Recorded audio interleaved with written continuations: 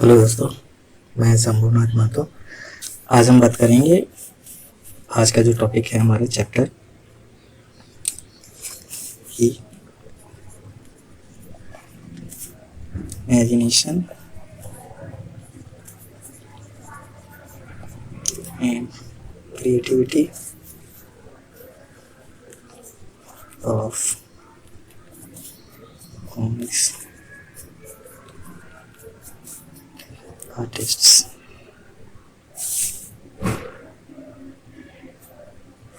पहला तो ये कि कॉमिक्स बनाने के लिए जैसा सभी कोई कहता है कि इमेजिनेशन की ज़रूरत होती है, क्रिएटिविटी की ज़रूरत होती है। तो ये आखिर है क्या? डेफिनेशन सबके अलग अलग डेफिनेशन है, सब कोई अलग अलग तरीके से इसको कन्वे करता है। मैं भी ऑब्वियसली एक अलग तरीके से इस चीज़ को डिफाइन या कन्वे करूँगा। इमेजिनेशन जाहिर सी बात है, दिमाग से सोचते हैं हम लोग, क्रिएटिविटी दिमाग से ही आती है। इमेजिनेशन यानी एक तरीके से जो सोचा जा रहा है, क्रिएटिविटी एक तरीके से जो क्रिएट किया जा रहा है सोचकर। कॉमिक्स आर्टिस्ट के लिए ये जो है ये थोड़ा सा अलग चीज़ हो सकती है, क्योंकि यहाँ पे हम कहीं ना कहीं रेस्ट्रिक्ट हो जाते हैं। पहला सवाल तो ये कि इसकी डेफिनेशन क्या है। इसकी जो डेफिनेशन है, अगर सिंपल वर्ड्स में कहें, जो भी आप सोच रहे हैं वो इमेजिनेशन और क्रिएटिविटी का हिस्सा है, या फिर इमेजिनेशन क्रिएटिविटी है। जो आप रिसीव करते हैं, जो आप टेलीकास्ट करते हैं, वो इमेजिनेशन एंड क्रिएटिविटी है। जो दूसरा पॉइंट आता है इसके बाद कि ये जो डेफिनेशन है इमेजिनेशन और क्रिएटिविटी की, ये अलग अलग स्टैंडर्ड्स और हो सकता है कि बिना स्टैंडर्ड्स के इसको डिफाइन किया जा सकता है। तो एक तरीके से क्रिएटिविटी वो चीज़ है जहाँ की आप स्टैंडर्ड्स, वो कुछ भी हो सकता है, अभी फिलहाल हम ऐसा बात नहीं करेंगे। स्टैंडर्ड्स जो हो गए उनके अकॉर्डिंग में काम करना और उसके बियॉन्ड काम करना, क्रिएटिविटी है ना। क्रिएटिविटी या इमेजिनेशन, ये चीजें हो सकती हैं। यहाँ पर एक बात समझनी होगी हमको कि क्योंकि अभी हम कॉमिक्स आर्टिस्ट के संदर्भ में बात कर रहे हैं, तो यहाँ हमें समझना होगा कि हर डिसिप्लिन में, हर फील्ड में इमेजिनेशन जो है, फील्ड कहें या फिर डिसिप्लिन कहें, डिसिप्लिन में इमेजिनेशन, क्रिएटिविटी, इनके स्टैंडर्ड्स अलग होते हैं, इनके अप्रोच अलग अलग होते हैं। उसी के अकॉर्डिंग कितना इमेजिनेटिव वर्क है, कितना क्रिएटिव वर्क है, इमेजिनेशन कितनी अच्छी है, क्रिएटिविटी कितनी अच्छी है, वो समझा या फिर माना जाता है। तो ये चीज़ हमें ध्यान रखनी होगी कि हर फील्ड में अलग अलग डेफिनेशंस होते हैं, या फिर अलग तरीके से उसको एक्सप्लेन किया जाता है या प्रेजेंट किया जाता है। एग्जाम्पल जैसे मैं दूं, हिस्ट्री हो गया, जहाँ पे इमेजिनेशन और क्रिएटिविटी ये अलग ही तरीके से काम करते हैं। जहाँ फैक्ट्स को आप अगर एनालिसिस कर रहे हैं तो आपको ध्यान रखना होगा कि आप उसमें इमेजिनेशन, क्रिएटिविटी जो फिक्शन में होती है वैसा नहीं कर सकते हैं कि भाई फैक्ट्स कुछ और कह रहे हैं लेकिन आपने वहाँ पे तोड़ मरोड़ करके उस तिल का ताड़ बना दिया। तो वहाँ पे आपकी जो इमेजिनेशन क्रिएटिविटी है वो इमेजिनेशन क्रिएटिविटी नहीं कहलाएगी। वहाँ क्या इमेजिनेशन और क्रिएटिविटी कहलाएगा कि आप उसके जो मेथड्स हैं उसके अकॉर्डिंगली काम करें, यानी कि फैक्ट्स सही हो, अच्छे से उसका विश्लेषण हो, बिना मिस्टेक्स के हो, ज़्यादा से ज़्यादा उसमें फैक्ट्स रहें, या कहें कि बिना मिस्टेक का वो हो, उसको ज़्यादा अच्छी तरीके से आप पेश कर पाएँ, उसको इमेजिनेशन और क्रिएटिविटी उस कैटेगरी में एक तरीके से रखा जाएगा। उसके उलट, हिस्ट्री के उलट अगर हम बात करें तो अगर दूसरे फील्ड्स देखें जिसमें कि बहुत से अलग अलग डिसिप्लिन्स आते हैं, जैसे मान लीजिए इंग्लिश या हिंदी डिसिप्लिन हो गया, लिटरेचर वगैरह ये सब, तो वहाँ पे राइटर हो गए, और आर्टिस्ट मान लीजिए फाइन आर्ट का अगर हम बात कर रहे हैं, तो यहाँ जो इमेजिनेशन और क्रिएटिविटी की डेफिनेशन है वो चेंज हो जाती है। यहाँ पर फैक्ट्स जो हैं उसको चेंज करना, मॉडिफाई करना,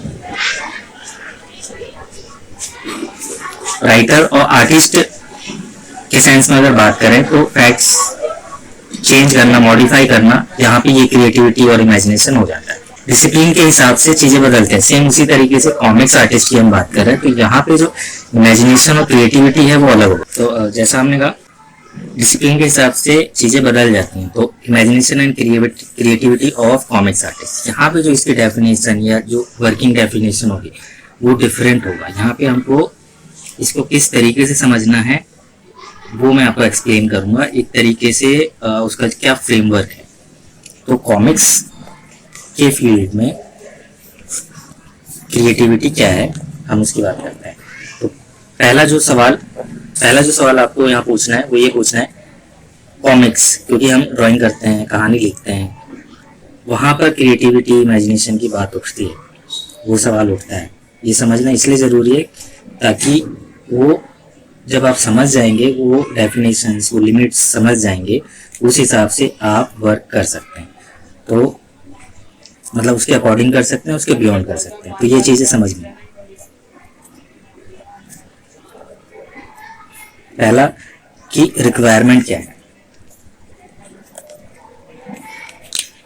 रिक्वायरमेंट, अब यहाँ सवाल उठता है कि पहला की रिक्वायरमेंट क्या है और फिर किसकी रिक्वायरमेंट है, मतलब कौन रिक्वायरमेंट पेश कर रहा है, क्योंकि उसी के हिसाब से इसकी जो डेफिनेशन है क्रिएटिविटी इमेजिनेशन की वो स्थापित होगी या फिर स्टैंडर्ड जो हैं वो बनेंगी।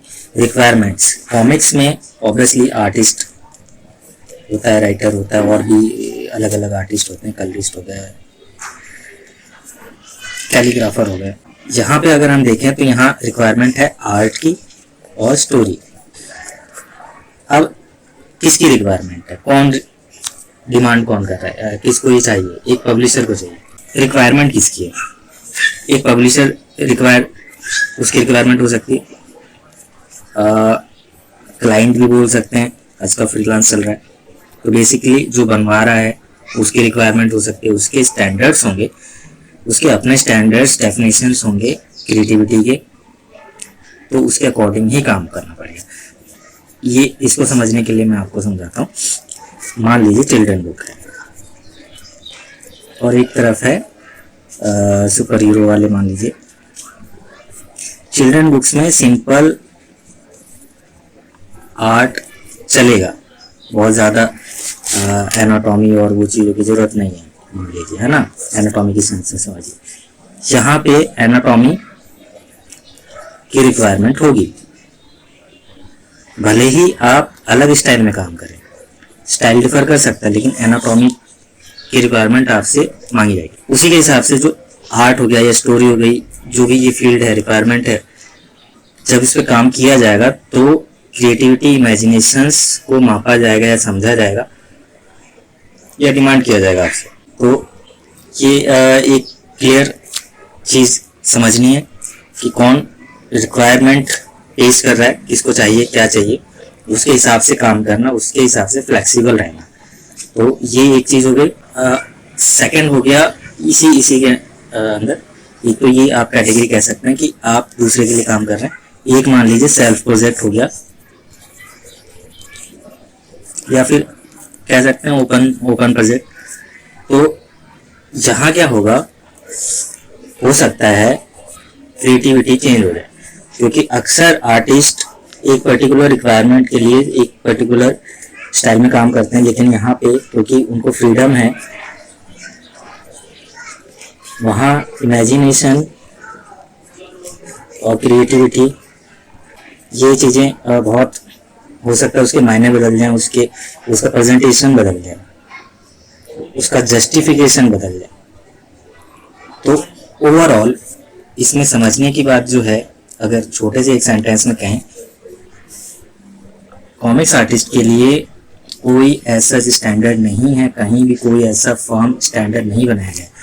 कुछ स्टैंडर्ड्स जो लोग जिस पे एग्री होते हैं उसको एक यूनिवर्सल स्टैंडर्ड नहीं कहा जा सकता।